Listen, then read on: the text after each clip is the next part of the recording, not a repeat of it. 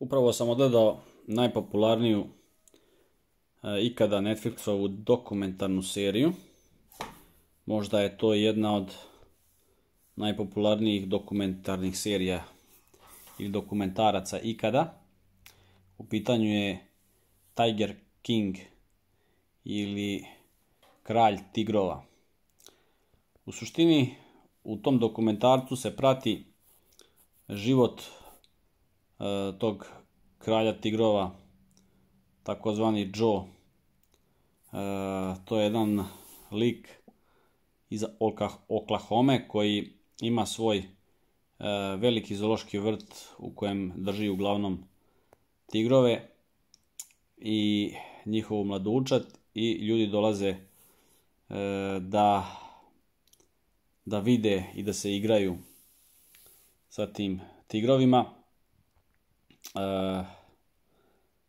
Serija znači prati njegov život. On je inače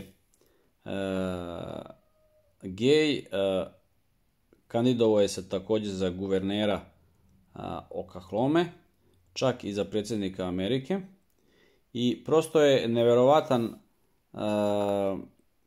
neverovatan sled događaja koje je ta dokumentarna serija uspjela da uhvati u njegovom životu, koliko je to neobičajeno, ekstremno i koliko je puno u stvari ludila oko vlasnika tih velikih mačaka po Americi, koja je očigledno jedna nenormalno bogata država gdje postoji mnogo ljudi koji su u stanju da priušte sebi takvu vrstu životinja, čak u dosta velikom broju, i da ih naravno drže i hrane. To je jedna stvar. Druga stvar, celokupan taj svet u seriji koji se vrti oko tog Tiger Kinga, njegovi saradnici, radnici, ljudi koji se bave sličnom vrstom posla. Prosto dok gledate to sve stičete utisak, pošto je to jako različit svet od našeg u kojem mi živimo, da je to totalno ludilo i da skoro nikog tamo normalnog nema. Doduše malo su producenti to stavili naglasak na neke stvari, možda više nego što treba, ali u suština je bitna da je to u stvari tako. Također u toj njegovoj priči glavna okosnica je njegov sukob sa Carole Baskin, ženom također koja drži tigrove i lavove, međutim pod nazivom ona je u stvari utočište za velike mačke, iako su oni tu također u jadnim uslovima i zatvoreni u kavezima. Također naplaćuje ulaznice da ljudima koji dolaze da je vide, ali ona bori se za, da kažemo, ta prava životinja, prava mačaka velikih na prvom mjestu. I sukob između njih dvoje kulminira u zadnje dve epizode gdje je kulminacija te cijele priče koja stavlja tačku na sve. Šta sam još teo da kažem?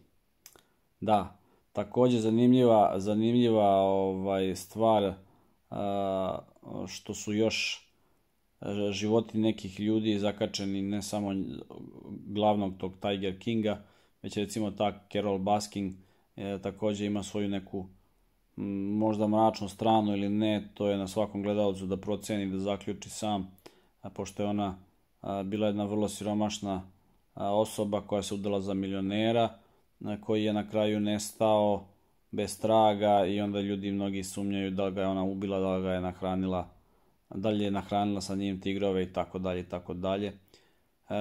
Tako da ona je u svakom slučaju izašla kao pobednik zahvaljujući tim svojim milionima, a Tiger King kao gubitnik zahvaljujući svojoj ludoj glavi, koja je zaista nešto posebno. Takva ludost je retko viđena. Tako da čuši za tu seriju i za veliki hype koji vlada oko nje, nije me nešto privuklo. Mislio sam šta ima da gledam to, velike mačke, kako je drže kao kućni ljubimci, ništa posebno. Međutim, priča koja je izatkana i svega toga je zaista fascinantna i neviđena, tako da bi svakom preporučio koji ima viška vremena da odgleda prvu epizodu tog dokumentarca i već nakon te prve epizode vjerovatno će vas navući da gledate i dalje, da biste saznali šta se dešava u tom svetu i prosto da se čovjek zapanji kako sve život može da izgleda na ovoj zemaljskoj kugli, drugačije zavisno od države do države. Zaista su tamo u Americi specifični uslovi življenja i ljudi imaju velike sume novca koje troše na nevjerovatne stvari. Također može se vidjeti kako ta ljudska psihologija samoživo radi u većini tih slučajeva i kako ljudi hrane svoj ego na račun tih velikih životinja i u suštini ih iskorišćavaju na sve moguće načine, prvenstveno zbog novca. Tako da zaista nesvakidašnji momenti života su uhvaćeni u toj seriji. Tiger King, i tu nisu samo u toj priči bitni i u fokusu samo životinje i tigrovi, već na prvom mjestu priča o ljudskom životu i odnosima između ljudi i kakvi ljudi mogu da postanu kada ne mogu da se iskontrolišu i da kažu dosta, u redu je, sada ću da prestanem da gledam sebe i svoj život, nego se zakače za nekoga i jednostavno ne popuštaju do kraja.